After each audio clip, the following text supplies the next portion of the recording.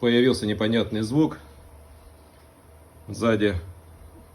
Думал, в багажнике что-то не уложено, а оказалось банально. Открутилась всего лишь гайка на опоре.